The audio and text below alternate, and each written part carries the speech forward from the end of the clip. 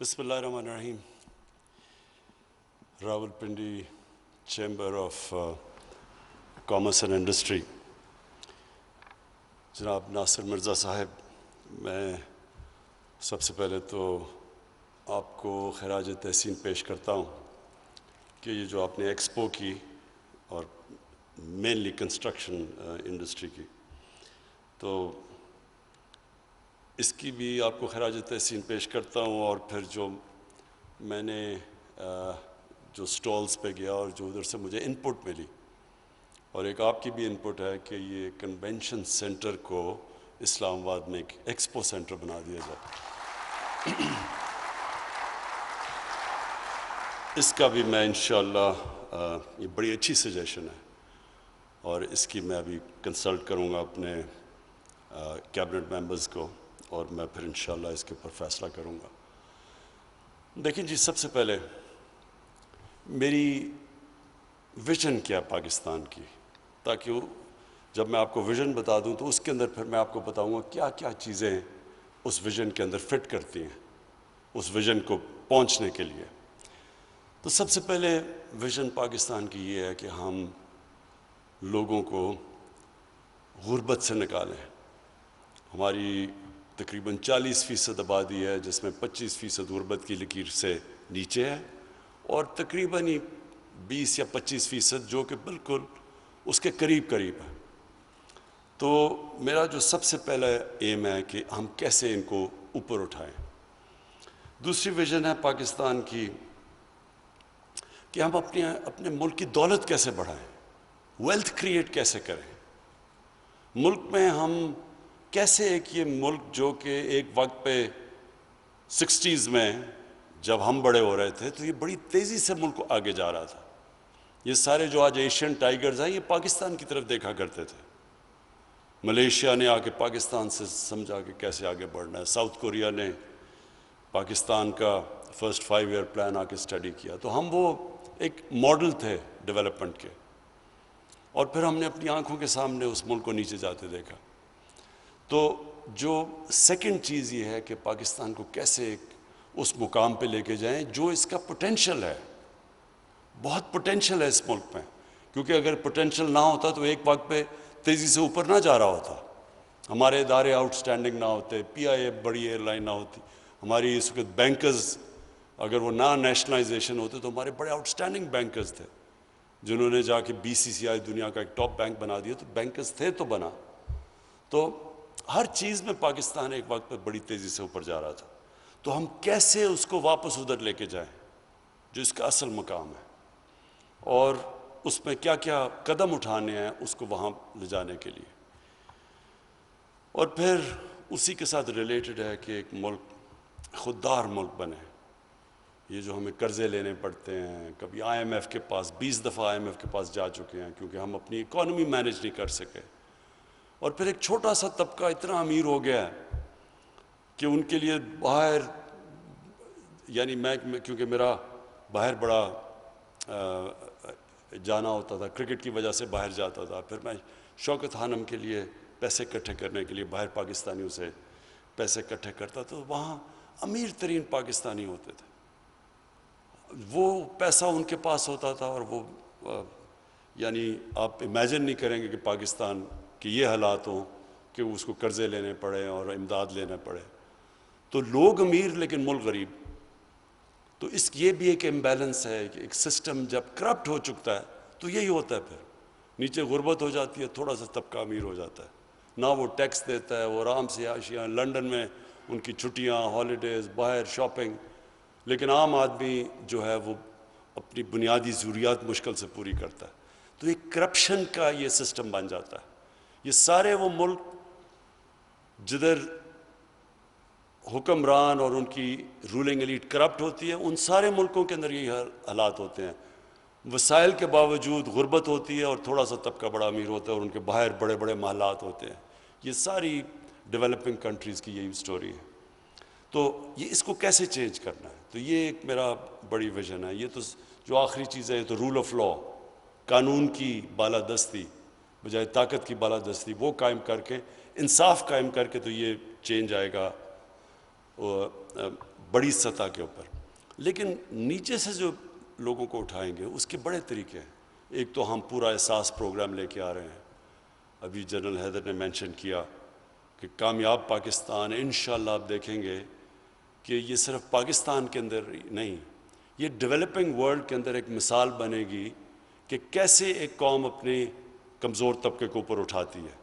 اس کے اندر جو ہم کام کر رہے ہیں کبھی پہلے پاکستان میں نہیں ہوئے کہ ہم نے، اور یہ انشاءاللہ 9 تاریخ کو ہم بڑے دھوم دھام سے لانچ کر رہے ہیں. اور یہ پروگرام میں کیا ہوگا کہ جو ہمارا 40% نیچے طبقہ ہے، ہر خاندان کو، ہر خاندان آپ یہ دیکھ لیں، یہ بڑا ایمبیشس پروگرام ہے. ہر خاندان کے لیے ایک خاندان کے فرد کو ٹیکنیکل ایجوکیشن دی جائے گی. خاص طور پہ اب جو آئی ٹی کا سیکٹر ہے، اس میں بڑی جلدی آپ لوگوں کو ٹرین کر سکتے ہیں اور بڑی جلدی وہ پیسے کمانا شروع کر سکتے ہیں.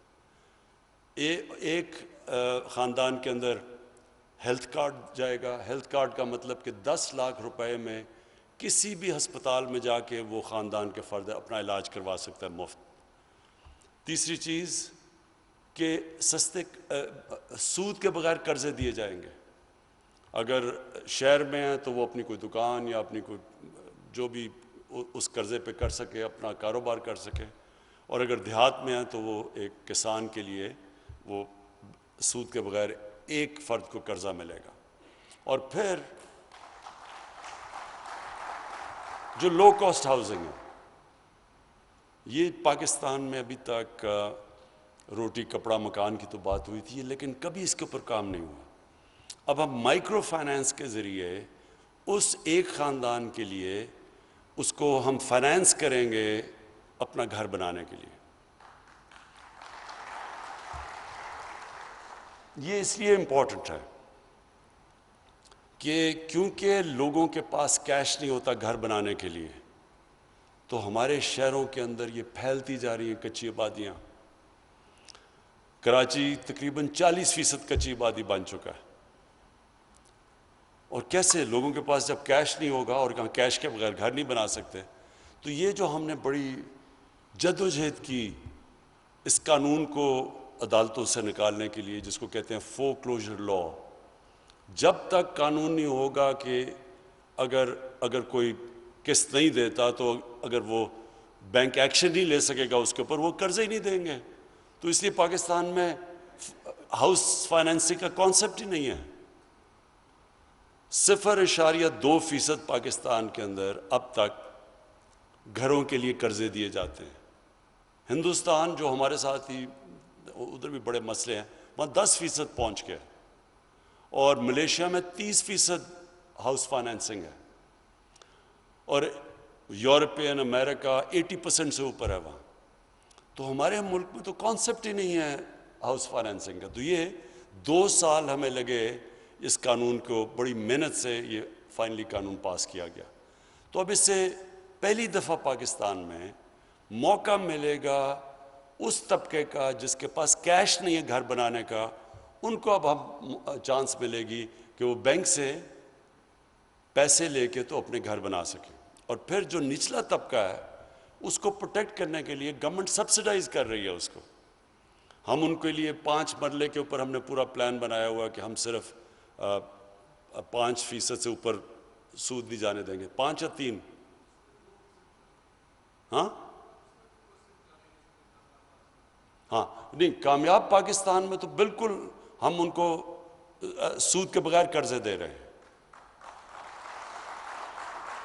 لیکن اس کے علاوہ جو کہ ہم چھوٹے لو کاسٹ ہاؤسنگ کے لیے ہم نے فریز کیا ہوا ہے 5%. ہاں، سو ہم نے 5 اور 3% کے اوپر فریز کیا ہوا ہے کہ ہم ان کو سبسڈائز کریں گے. گورنمنٹ اس سے اوپر سارا اٹھائے گی انٹرسٹ، تاکہ لوگوں کے اوپر مثلا ہماری کوشش یہ ہے کہ جو خرچہ ایک عام گھر کرتا ہے کرائے کے اوپر، بجائے کرایہ دینے کہ وہ قرضوں کی قسطیں دے کے گھر اپنا بنا لے. تو یہ ایک انشاءاللہ پاکستان کی ہاؤسنگ میں آپ دیکھتے رہیں گے بہت بڑی ریولوشن آ رہی ہے. اور اس سے پھر ایک تو سب سے بڑا کام کریں گے کہ عام لوگوں کے لیے گھر اپنی چھت ہوگی. لیکن اس سے بڑا یہ ساری انڈسٹری اٹھ جائے گی کنسٹرکشن کے ساتھ. 30 ابھی جو میں نے دیکھے ہیں ڈفرینٹ ٹائلز ہیں، نلکے، جتنے بھی دروازے، یہ ساری جو انڈسٹریز ہیں وہ سب چلنی شروع ہو جاتی ہیں جب کنسٹرکشن اٹھتی ہے. تو یہ میرا کوشش یہ ہے کہ ملک کو لوگوں کو روزگار بھی ملے، کیونکہ کنسٹرکشن چلے گی. سب سے زیادہ شہروں میں روزگار کنسٹرکشن سے ملتا ہے. پھر ویلتھ کریشن ہو، کیونکہ اس سے ساری اکانومی چلنی شروع ہو جاتی ہے. ملک میں انشاءاللہ جو ہماری ٹیکس کلیکشن کی آپ نے بات کی، جب اکانومی چلے گی تو ٹیکس زیادہ اکٹھا ہوگا. وہ اور بات ہے کہ ایف بی آر کے اندر بھی ہم ریفارمز کرنے کی اب کوشش کر رہے ہیں، آٹومیشن لے کے آ رہے ہیں تاکہ ایف بی آر کے اندر بھی ریفارمز ہو. لیکن ویلتھ کریشن سے ہم پیسہ اکٹھا کریں گے، اپنی ریونیو اکٹھا کریں گے، جو کہ پھر جس کے اوپر ملک چلتا ہے. اور جو اس کا دوسرا فیز ہے کنسٹرکشن انڈسٹری، اس کے لیے جس طرح جنرل حیدر نے بتایا، ہم نے بڑے انسینٹیوائز کیا. اور میں نے جب کنسٹرکشن انڈسٹریز کی میٹنگز لیں تو مجھے اس چیز کا احساس ہوا کہ ہمارا جو سسٹم ہے، وہ جو ایک وقت پہ سسٹم بنتا ہے سہولت پیدا کرنے کے لیے انڈسٹری کی، جو لوگوں کے لیے سہولت پیدا کرنے کے لیے سسٹم بنتا ہے، وہی سسٹم جب ڈی جنریٹ کرتا ہے، جب وہ خراب ہوتا ہے تو وہی رکاوٹ بن جاتا ہے.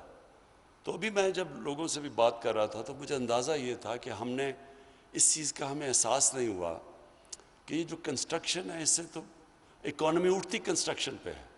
لیکن جب اب میں یہ میٹنگز لی تو میں نے ریئلائز کیا کہ ہر جگہ رکاوٹ کنسٹرکشن انڈسٹری کے لیے تھی. تو اس لیے ہر ہفتے میٹنگ کر کے آہستہ آہستہ یہ رکاوٹیں دور کی، جس کی وجہ سے ماشاءاللہ آج ہمارا کنسٹرکشن سیکٹر تیزی سے اوپر جا رہا ہے. لیکن میں نے یہ بھی سوچا کہ یہ ہر جگہ یہی پرابلم ہے. اب ہم ساری چیزیں تقریباً امپورٹ کرتے ہیں پاکستان میں، بڑی کم چیزیں بناتے ہیں، لیکن کبھی کسی نے اس کی اوپر توجہ نہیں دی کہ ہم کیوں امپورٹ کرتے ہیں. 22 کروڑ ہے پاکستان کی آبادی. 22 کروڑ آبادی کا مطلب بہت بڑی مارکیٹ ہے پاکستان، انٹرنل مارکیٹ اتنی بڑی ہے. تو جب 22 کروڑ کی آپ کی آبادی ہو تو کیا وجہ کہ ہم اکانومیز آف اسکیل نہیں کر سکے؟ ہم کیوں نہیں چیزیں پاکستان کے اندر بنا سکے؟ ساری ملٹی نیشنلز کو اصولاً پاکستان آنا چاہیے، کیونکہ اتنی بڑی مارکیٹ ہے، ان کو یہاں اپنی انڈسٹری ریلوکیٹ کرنی چاہیے. لیکن ہر جگہ ایک سسٹم رکاوٹیں ڈالا ہوا بیٹھا ہے، جو کہ ایک بجائے انسینٹیوائز کرنے کے انڈسٹری کو یا امپورٹ سبسٹیوشن میں، وہ بلکہ ایک رکاوٹ بنا ہوا ہے. تو ہم نے اب یہ اگلا جو میرا پورے اب کانسنٹریشن ہوگی پاکستان میں، ایکسپورٹس کیسے بڑھانی ہے اور امپورٹ سبسٹیوشن کیسے کرنی ہے. کیونکہ جب تک ہم اپنے اس ملک میں زیادہ ڈالرز پاکستان میں نہیں آئیں گے بنسبت جو پاکستان سے باہر زیادہ ڈالرز جاتے ہیں، جس کو کہتے ہیں کرنٹ اکاؤنٹ، اگر یہ ڈیفیسٹ میں رہے گا ملک آگے نہیں بڑھ سکتا.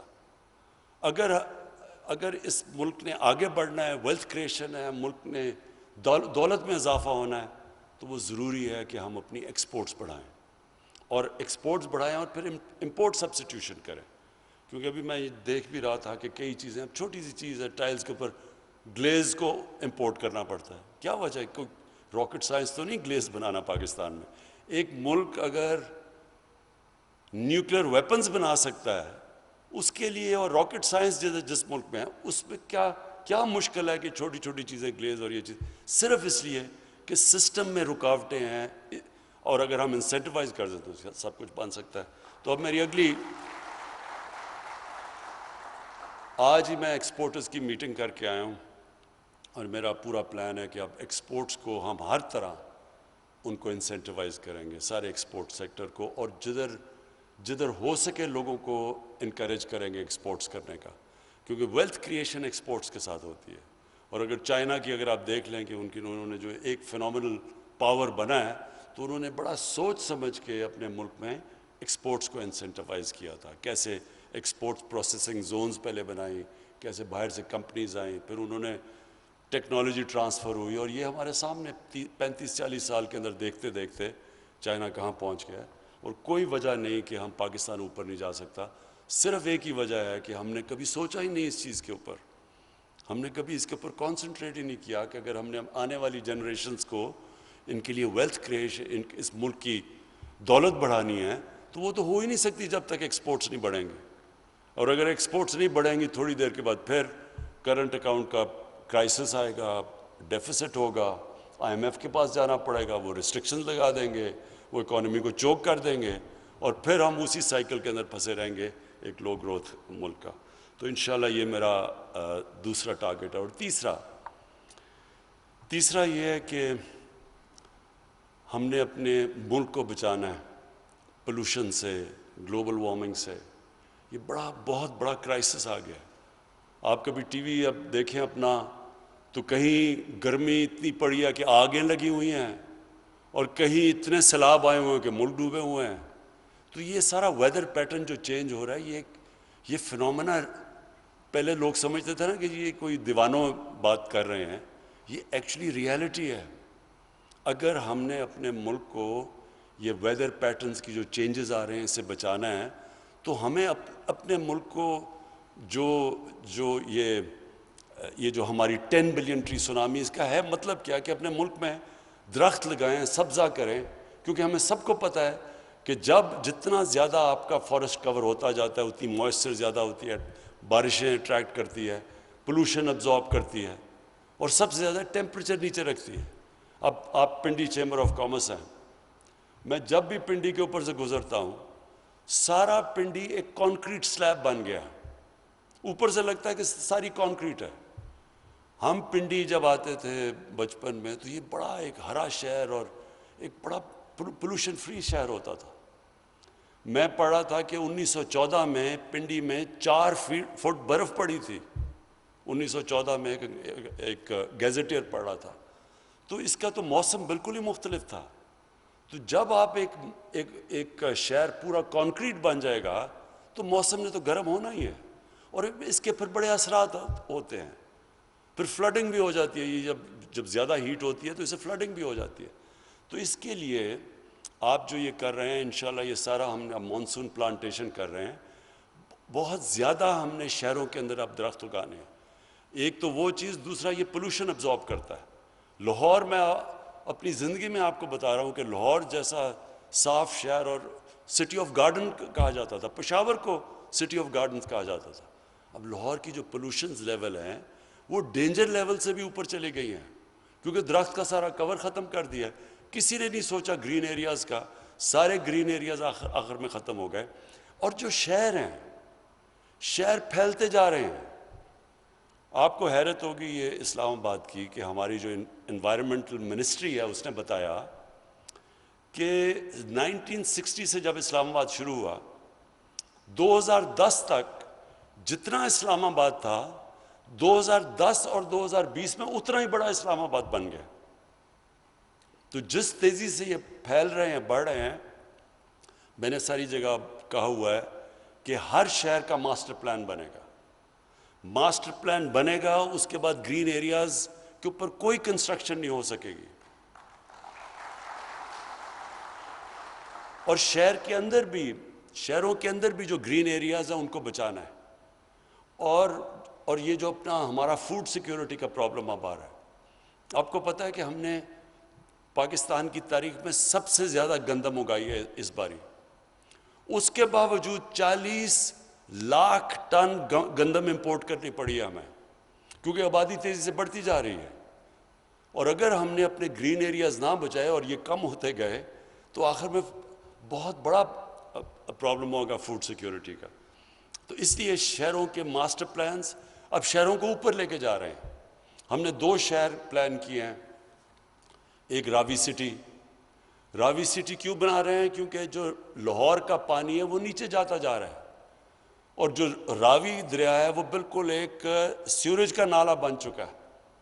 تو راوی کو بھی بچانے کے لیے بیراجز بنا رہے ہیں، اس کے اوپر ایک پورا شہر، اور اس کے ایک پوری لیک بنا رہے ہیں. اور لیک اس لیے بنا رہے ہیں کہ لاہور کا گراؤنڈ پانی اوپر آنا شروع ہو.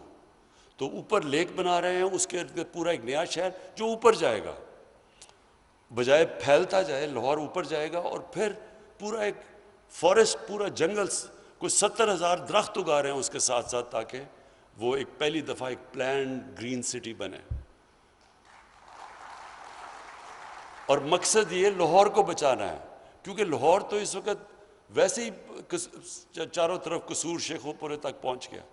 نہ اتنے بڑے شہروں کو آپ ان کے لیے پولوشن روک سکتے ہیں، نہ آپ ان کو پانی صحیح طرح دے سکتے ہیں، کیونکہ لاہور میں بھی ٹینکر مافیا تھوڑی دیر کے بعد آ جائے گا اگر اسی طرح جاتا رہا، اور نہ ہی وہاں گندگی آپ اٹھا سکتے ہیں، نہ پروسیس کر سکتے ہیں، نہ جو سیوریج ہے اس کو ٹریٹ کر سکتے ہیں.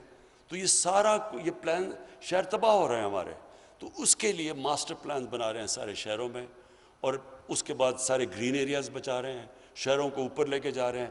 شہروں کے اندر جو ابھی بچ گئے ہیں گرین ایریاز ان کو بچا رہے ہیں، اور پھر جو قبضے ہوئے ہیں شہروں کے اندر سرکاری زمینوں پہ طاقتور لوگوں نے قبضے کیے ہوئے ہیں، ان قبضہ گروپس کے پیچھے جا رہے ہیں اور یہ قبضے ختم کر رہے ہیں اور ان ساروں کو گرین ایریاز کے اندر کنورٹ کر رہے ہیں تاکہ ہمارے آنے والی نسلوں کے لیے ہم ایک بہتر پاکستان چھوڑ کے جائیں.